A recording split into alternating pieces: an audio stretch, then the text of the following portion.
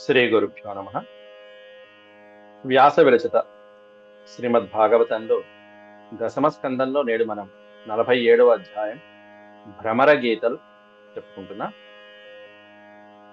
ఇందులో ఉద్ధవుడు బృందావనానికి వెళ్ళటం జరిగింది. అక్కడ శ్రీకృష్ణ పరమాత్ముని యొక్క సందేశాన్ని గోపికలకి వినిపించడానికి ఆ నందుని గృహం నుంచి బయటికి రావడం జరిగింది.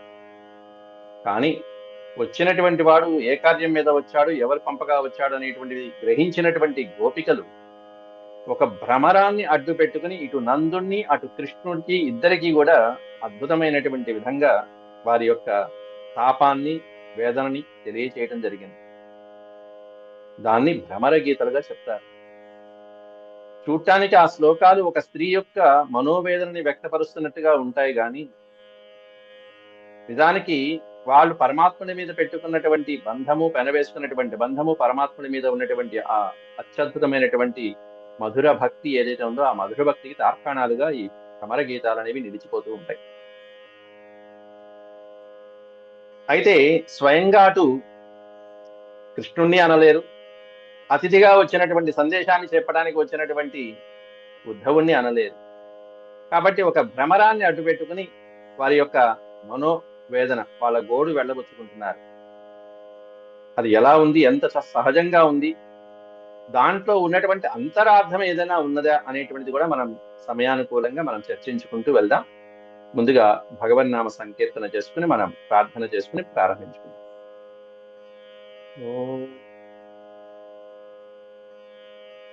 శుక్లాంబరధరం విష్ణుం శశివర్ణం చతుర్భుజం ప్రసన్నవదనం ధ్యాయేత్ సర్వవిఘ్నోపశాంతయే.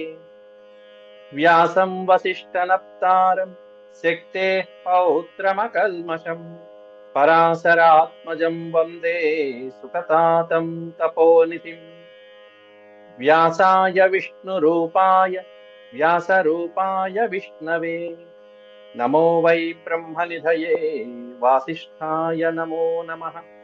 నారాయణం నమస్కృత్య నరం చైవ నరోత్తమం దేవీం సరస్వతీం వ్యాసం తతో జయముదీరయే.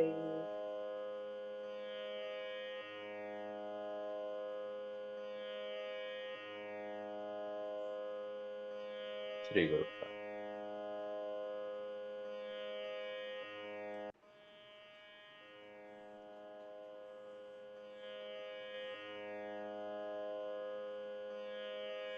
గోప్యువాచ 11 శ్లోకాలు.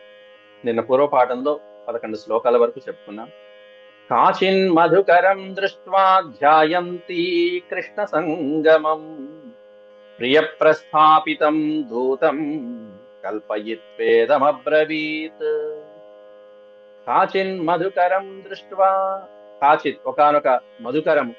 మధుకరము అంటే మధువుని సేకరించున్నది అని అర్థం. అక్కడ మధుకరము, మధుపము, రకరకాలైనటువంటి భ్రమరము, ఇలాంటి పేర్లన్నీ ఉన్నాయి. 9 షట్పదము, ఈ పేర్లన్నీ కూడా చక్కగా వాడతారు ఇక్కడ.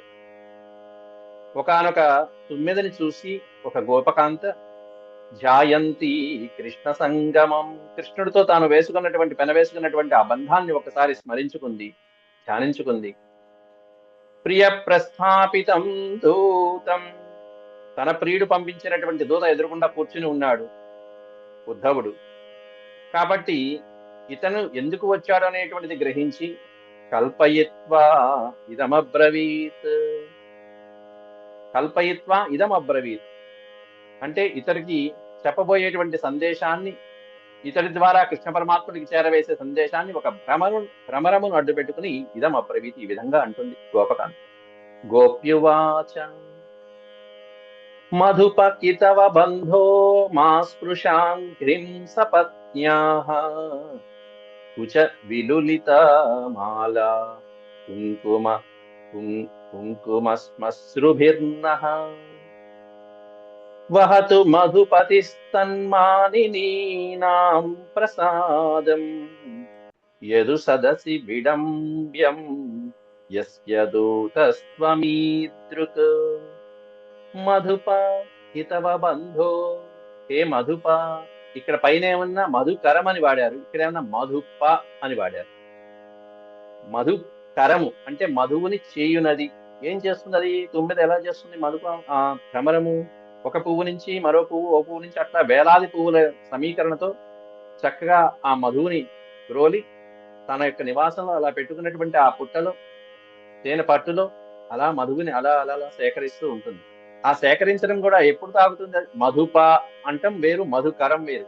మధువుని సేకరించడం. హే మధుప, ఎంత ఔచిత్యంగా వాడతారంటే పదాలు. అక్కడ చూసినప్పుడేమో మధుకరంగా ఉంది, దగ్గర పరిశీలించి చూస్తే ఇప్పుడు ఈ గోపికకి మధుప అని తెలిసింది. అంటే మధువుని తాగి వచ్చినటువంటిది అని అర్థం అక్కడ. అంతేగాని సేకరించి వచ్చి రాలా. మధువుని సేకరించి వస్తే అప్పుడు ఏమనదు గోపిక, కానీ తాగి వచ్చింది, అనుభవించి వచ్చింది ఈ భ్రమరం. అంటే కృష్ణుడు అక్కడ అనుభవిస్తున్నాడని గోపికల యొక్క అంతరంగం అక్కడ.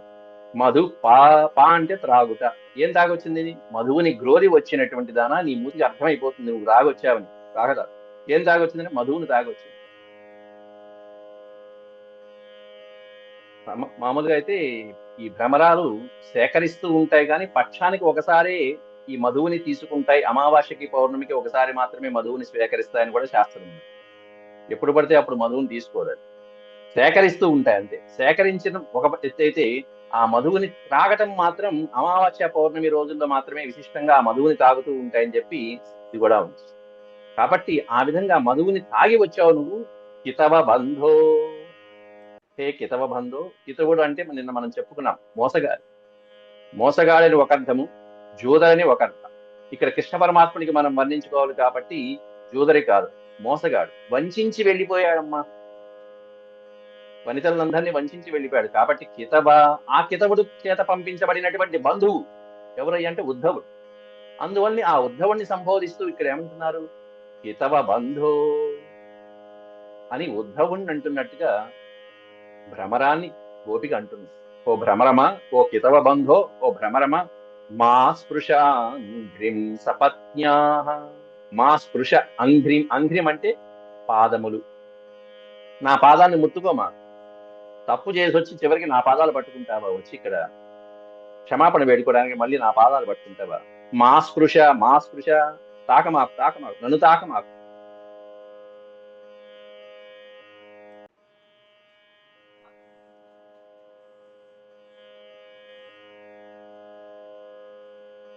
మా స్పృశ అంఘ్రిం సపత్న్యా.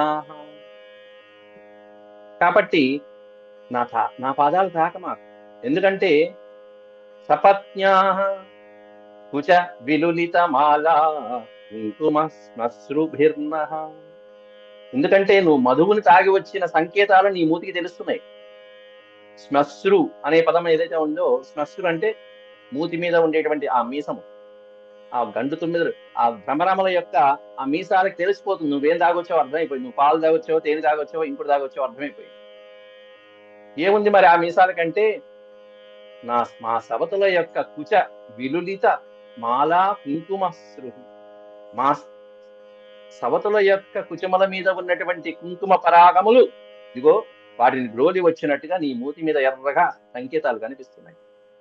వాళ్ళ కుచముల మీద ఉన్నటువంటి ఎర్రటి కుంకుమ ఎలా వచ్చింది అంటే ఇంకెక్కడిది? మా నాథుని యొక్క మాల నుంచి వచ్చినటువంటి కుంకుమే అది. వారికి ఆ కుచముల మీద ఉన్నటువంటి కుంకుమ ఎలా ఉంది అంటే స్వామివారి యొక్క చక్కటి ఆ వరమాల ఏదైతే వేసుకున్నారో ఆ పుష్పమాలలో ఉన్నటువంటి మకరందం ఏదైతే ఉందో ఆ పుష్పమాలలో ఉన్నటువంటి చక్కటి కుంకుమ వారి స్థలముల మీద అంటింది. వారి స్థలముల మీద ఉన్నటువంటి ఆ కుంకుమ ఈ పుష్పాల మీద అంటింది. ఈ పుష్పాల మీద ఆ కుంకుమ అంటిన తర్వాత ఈ భ్రమరములు ఏం చేస్తాయి? పుష్పాల మీద వాళ్తాయి. ఆ స్వామి వారి యొక్క పుష్పమాల మీద అలా వాలి వాలి వాలి వాలి ఆ మధువుని తీసుకుంటూ ఉండగా ఆ కుసుముల మీద అంటుకున్నటువంటి కుంకుమ వారి ఆ పూలదండకి అంటుకుంది. ఆ పూలదండకి అంటుకోవడం వల్ల ఆ తిరేణిని జుర్రుతూ ఉన్నటువంటి సమయంలో ఈ గండు మీసాలకి కూడా, ఈ భ్రమరముల యొక్క మీసాలకి ఈ మూతి మీద కుంకుమ అంటుకున్నది. కాబట్టి అర్థమైపోయింది, దొంగ దొరికిపోయాడు.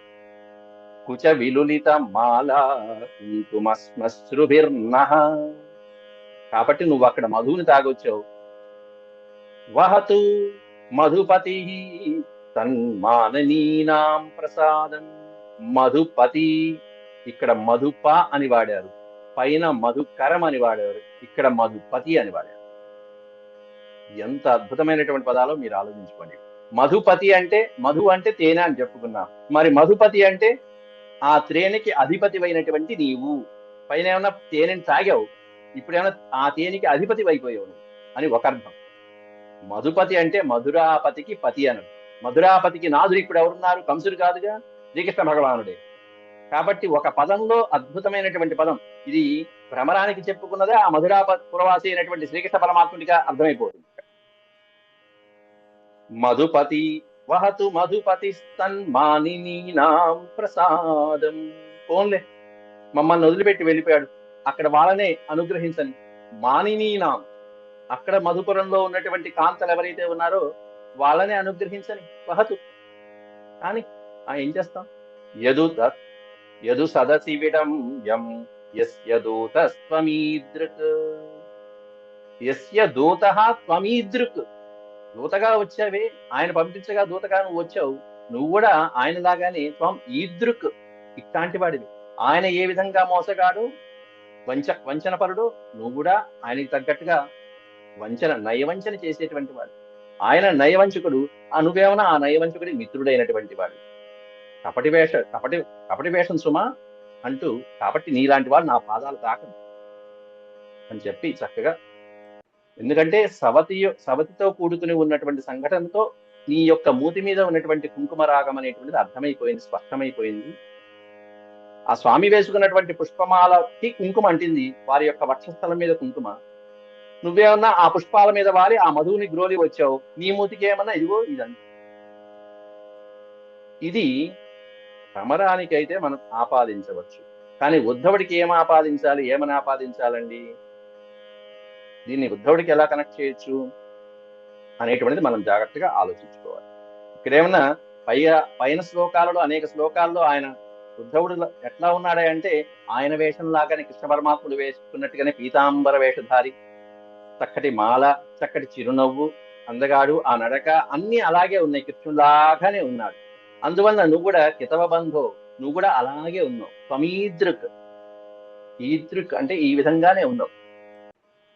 అట్లాంటి మిమ్మల్ని ఆ స్వామి క్షమిస్తాడేమో కానీ ఆ సభలో నేను మాత్రం మేము క్షమించాం అట్లాంటి.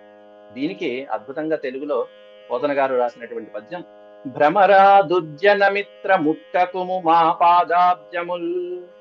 పాదాబ్జములను ముట్టుకో మాకు ఓ భ్రమరమ. నాగర ప్రమదాడి కుచకుంకుమాంకిత లసత్ప్రాణేశ దామ ప్రసూన మరందారుని తాననుండవగుటన్ నాదుండు మన్నించుగాక.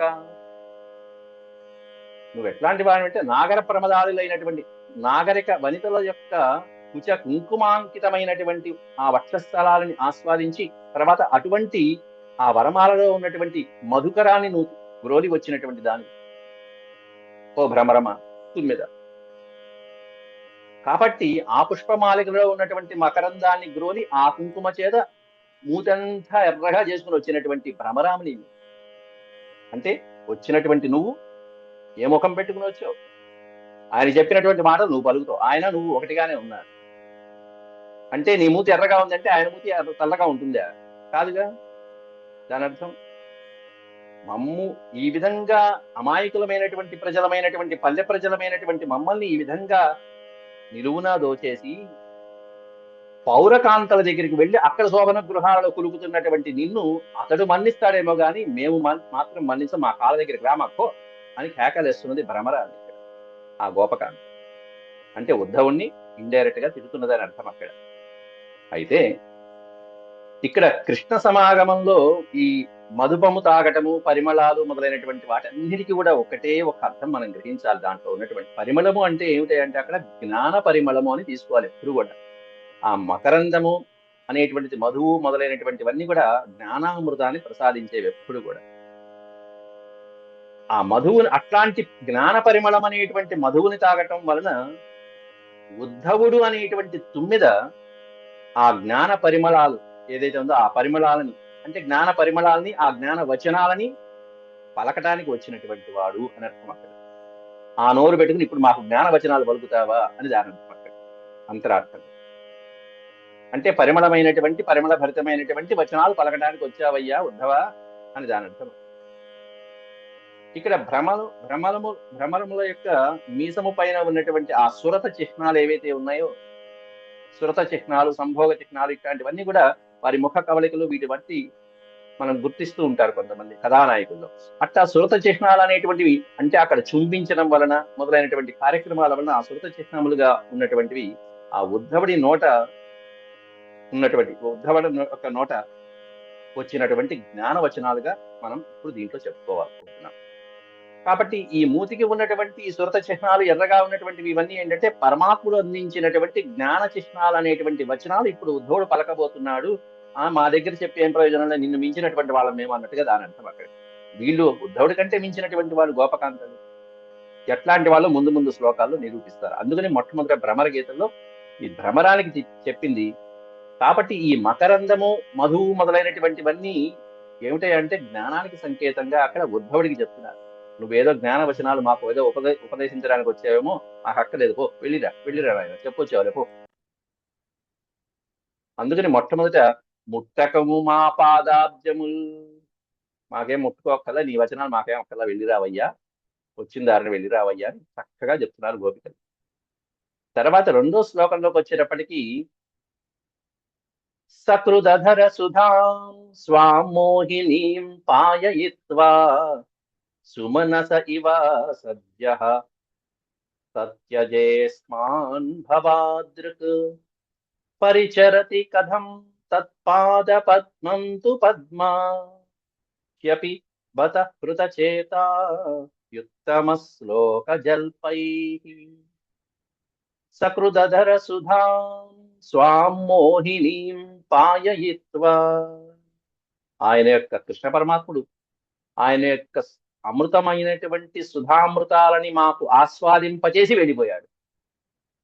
ఏం ఆస్వాదింపజేశాడు? అధర సుధా, అధర సుధ, చక్కటి చుంబనములతో ఆయన యొక్క అధరము అనేటువంటి అమృతాలని మాకు అలవాటు చేసి పాయయిత్వ, పాయయిత్వ అంటే త్రాగించి, చక్కగా ఆయన అధర సుధాపానాన్ని మాకు అందించి స్వాం మోహిని, ఎట్లాంటి అధరపానాన్ని అందించారు శ్రీకృష్ణ పరమాత్ముడు అంటే స్వాం మోహిని, తనదైనటువంటి మనస్సుని మోహవశము చేసేటువంటి అద్భుతమైనటువంటి సుధాపానాన్ని మాకు అందించాడు. ఆ సుధాపానాన్ని, ఆ ఆస్వాదనాన్ని మేము భావించి సకృత్, ఎన్నాళ్ళు మాటి మాటికినా, ఒక్కసారే. సకృత్ అంటే ఒక్కసారి, ఒక్క మాటే అంతే. అట్లా ఆయన ఇచ్చినటువంటి ఆ అధరామృత సుధాపానాన్ని మేము త్రాగి ఆస్వాదించి మోహవశలమైపోయి సుమనస ఇవ సత్యజే తస్మాన్ భవాదృక్, ఆ స్వామి ఇప్పుడు మమ్మల్ని వదిలిపెట్టి వెళ్ళిపోయాడు. ఎలా అంటే భవాదృక్, నీలాగానే, నీలాంటి చెడ్డ వాళ్ళలాగానే ఆయన కూడా వెళ్ళిపోయాడు. భవాదృక్ అంటే ఇక్కడ భ్రమరాన్ని తిరుగుతున్నారు గోపికలు. నీలాగానే నువ్వు అంతేగా, ఒక పువ్వు మీద వాళ్తావు. సుమనస ఇవ, సుమనస ఇవ అంటే మంచి పుష్పాల మీద, సుమనస అంటే పుష్పాలు, చక్కటి పుష్పం మీద అలా వాలి దాంట్లో ఉన్నటువంటి మధురాన్నంతా ఆస్వాదించి దాన్ని వదిలిపెట్టేసి పక్క పుష్పానికి వెళ్తావు.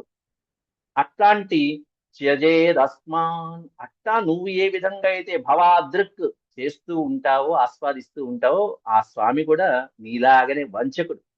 ఏం చేశాడు అంటే అస్మాన్ త్యజేద్, మమ్మల్ని త్యజించేశాడు, మమ్మల్ని వదిలిపెట్టేశాడు, మా గ్రామాన్ని వదిలిపెట్టాడు, మా వైపు కూడా రావాలి. అస్మాన్ త్యజేదస్మాన్ పరిచరతి కథం తత్పాద పద్మంతు పద్మా యపిబత హృత చేత యుత్తమ శ్లోక జల్పై. అట్లాంటి మమ్మల్ని మోసం చేసి వెళ్ళిపోయి ఒకళ్ళ దగ్గర నుంచి ఇంకోళ్ళ నుంచి అట్లా భ్రమరములాగా తిరుగుతున్నటువంటి ఆ మోసగాడిని పట్టుకుని వరించింది ఆ లక్ష్మీదేవి, ఇంకెవరు దొరకనట్టు.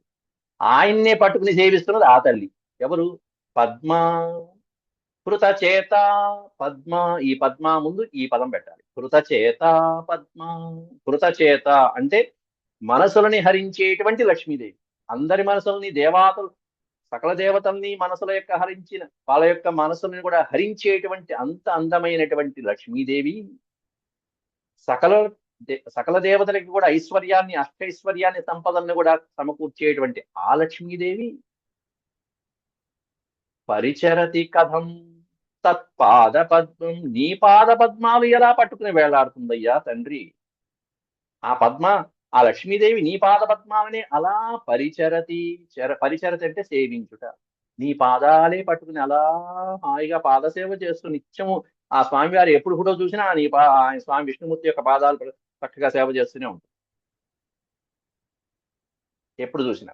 కాబట్టి అట్లా లక్ష్మీదేవి నీ పాదాలని వదిలిపెట్టకుండానే అలా సేవిస్తూ ఉన్నది. ఎట్లాంటి లక్ష్మి ఆవిడ? మామూల కృత చేత, దేవతల యొక్క మనసుని కూడా అల్లకల్లోలం చేసి అందరినీ కాదని చెప్పి నిన్నే పట్టు కూర్చున్నటువంటి ఆ లక్ష్మీదేవి నిత్యము నీ పాదాల పట్టు కూర్చుంది. నిన్నెట్టా నమ్మిందయ్యా మహానుభావ. నువ్వేమన్నా ఈ విధంగా తుర్రుమని పారిపోతూ ఉంటావు. అట్లాంటిది పైగా పండితులందరూ నిన్ను ఏమని పొగుడుతుంటారు? ఉత్తమ శ్లోక జల్పై. నిన్ను పెద్దగా ఉత్తమ శ్లోకుడు అని కీర్తిస్తూ ఉంటారు. ఉత్తమ శ్లోక అంటే ఏమిటి? దాని పదానికి అర్థం ఉత్తమ శ్లోక అంటే కీర్తించబడేటువంటి వాడు. ఉత్తమ శ్లోక అనేటువంటి బిరుదు ఎవరికిస్తారు అంటే బత హృతచేత అపి బత హృతచేత హి ఉత్తమ శ్లోక జల్పై. అంటే కష్టాలలో, మనోవ్యధలో ఉన్నటువంటి వాళ్ళని కనికరించి కాపాడేటువంటి వాళ్ళు, పుణ్యాత్ములైనటువంటి వాళ్ళని ఉత్తమ శ్లోకులు అంటారు. బాధల్లో, మనోవ్యధలో ఉన్నటువంటి వాళ్ళ కష్టాలు తీర్చి వాళ్ళ మీద కనికరము, దయా, జాలి, కరుణ ఉండేటువంటి పుణ్యాత్ములు ఎవరైనా ఉంటే వాళ్ళని ఉత్తమ శ్లోకులు అన్నారు. ఈయన ఉత్తమ శ్లోకులు అంటారేంటండి పండితులందరూ? ఈయన ఉత్తమ శ్లోకుడు మమ్మల్ని ఈ విధంగా నట్టేట ముంచి వెళ్ళిపోయాడు. అపి బత హృతచేత అంటూ వాపోతున్నారు వాళ్ళందరూ కూడా. దీనికే పోతన గారి యొక్క శ్లోకం కూడా ఒకసారి చూడాలి. ఒక పువ్వందలి తేనె ద్రావి మధుపా.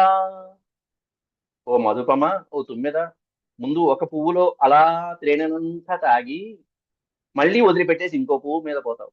ఒక పువ్వందలి త్రేణె త్రావి మధుపా ఉత్సాహివై నీవు వేరొకంటిం పొందెండు భంగి.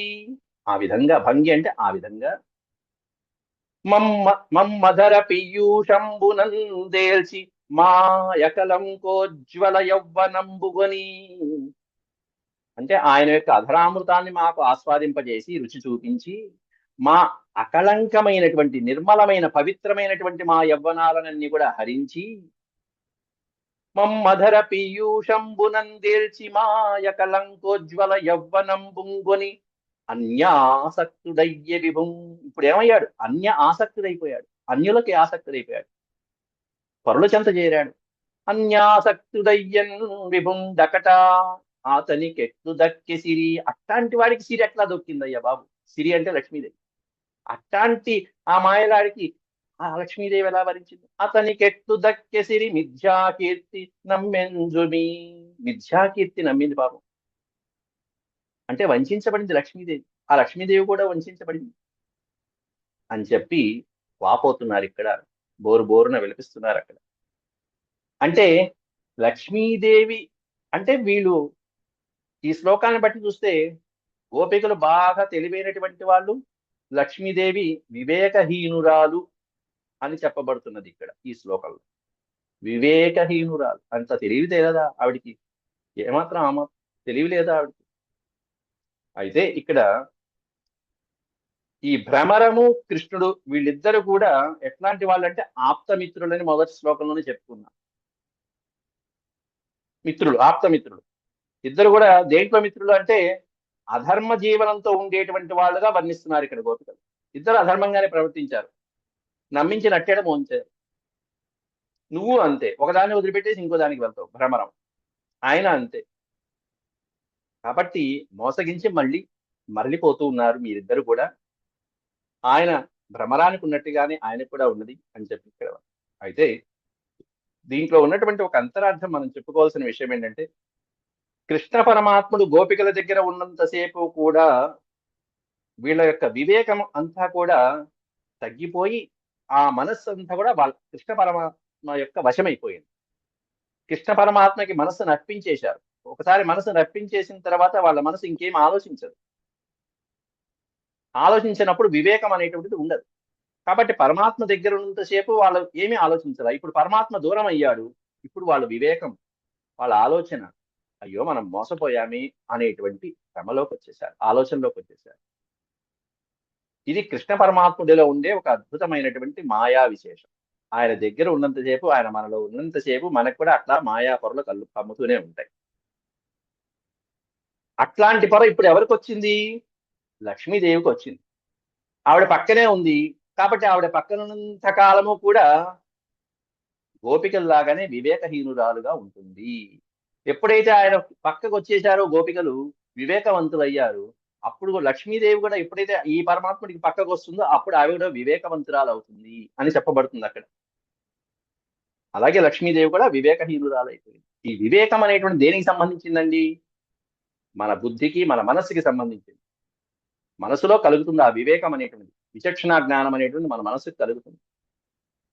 ఒకసారి కృష్ణ పరమాత్ముడు దర్శనం ఇచ్చాడు అనుకోండి, ఆ దర్శనం అనేటువంటి ఆత్మ సాక్షాత్కారము కలిగినప్పుడు పరమాత్ముని చూస్తూ పరవశమైపోయినటువంటి భక్తులకి, అందులోనూ గోపికలకి మనసు చెలిస్తుందా? మనసు ఆలోచిస్తుందా? ఇంకోవైపు మరలుతుందా? వెళ్ళదు కదా. మనసు ఆయన మీదే ఉంటుంది కదా, నిశ్చలంగా ఉంటుంది కదా.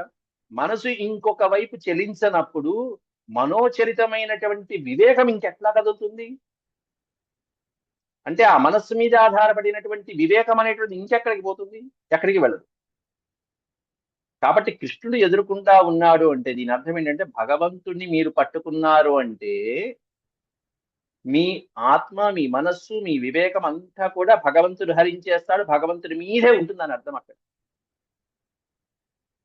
అన్యత్రా మనస్సు వెళ్ళదు. ఇంకా మనస్సు చెలించనప్పుడు మనస్సు చేత చెలించబడేటువంటి వివేకం అనేటువంటిది ఇంకెక్కడికి పోతుంది? ఎక్కడికి పోదు.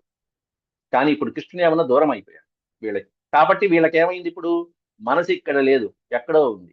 కాబట్టి ఇప్పుడు వివేకం ఆలోచిస్తున్నారు, ఆలోచనతో ఇప్పుడు చెప్తున్నారు ఆ లక్ష్మీదేవి ఏమిటమ్మా ఇట్లా మూర్ఖంగా ప్రవర్తిస్తుంది అని లక్ష్మీదేవిని అనుకుంటున్నారు ఇప్పుడు వాళ్ళు.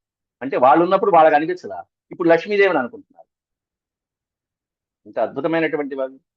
కాబట్టి ఇదే ఆనాటి గోపికలు, లేకపోతే నేడు అనుభవిస్తున్నటువంటి మధురాపుర స్త్రీల యొక్క, ఇప్పుడు మధురాపుర స్త్రీల దగ్గర ఉన్నాడు, మధురాపుర స్త్రీలకి ఇప్పుడు ఈ పరిస్థితి వచ్చింది.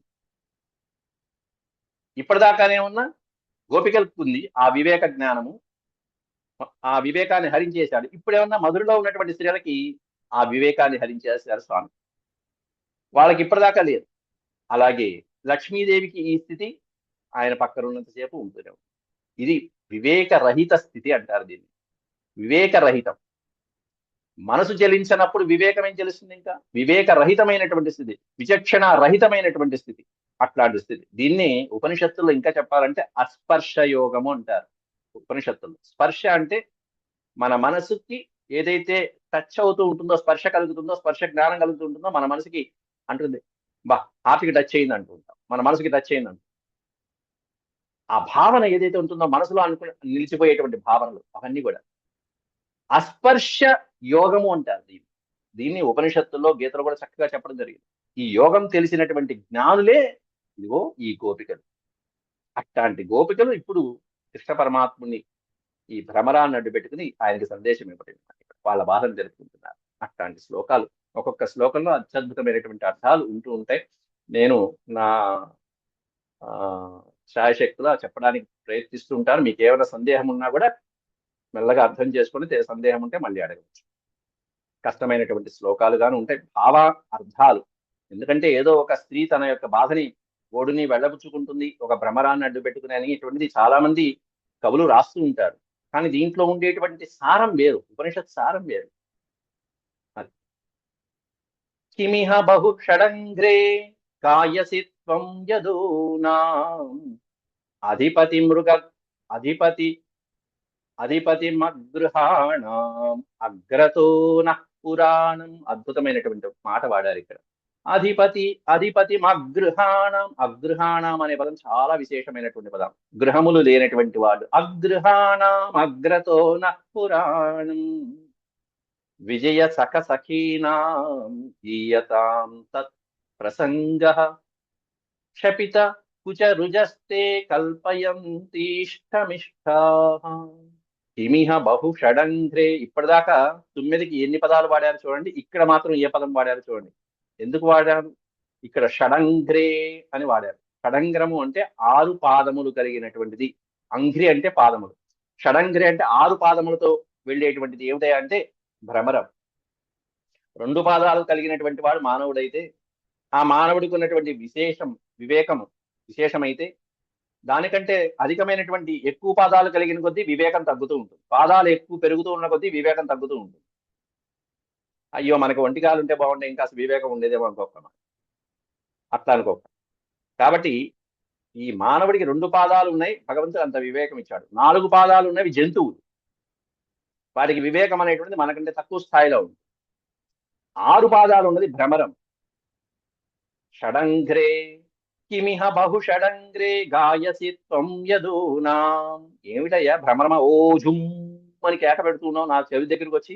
ఏమిటా రోద? ఏం చేస్తున్నది? ఏదో చెప్పబడానికి ప్రయత్నిస్తుంది. ఏం చెప్తుంది వచ్చి?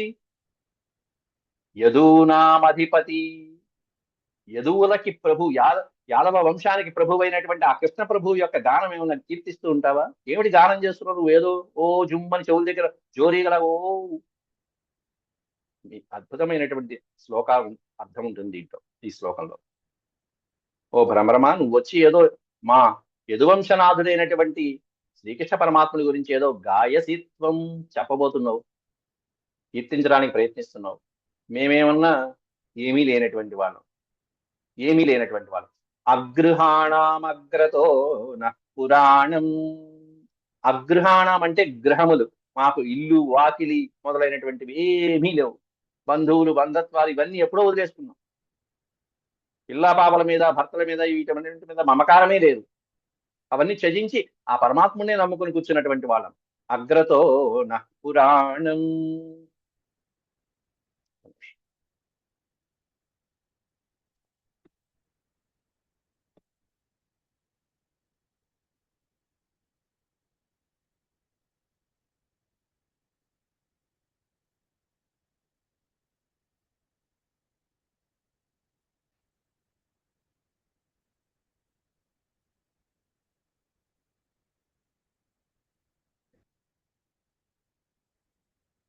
అధిపతిమగృహాణమగ్రతో నః పురాణం విజయ సఖ సఖీనాం గీయతాం తత్ప్రసంగః. విజయ సఖ సఖీనాం గీయతాం తత్ప్రసంగః. సఖి క్షపిత కుచరుజస్తే కల్పయంతీష్టమిష్టాః. క్షపిత కుచరుజస్తే.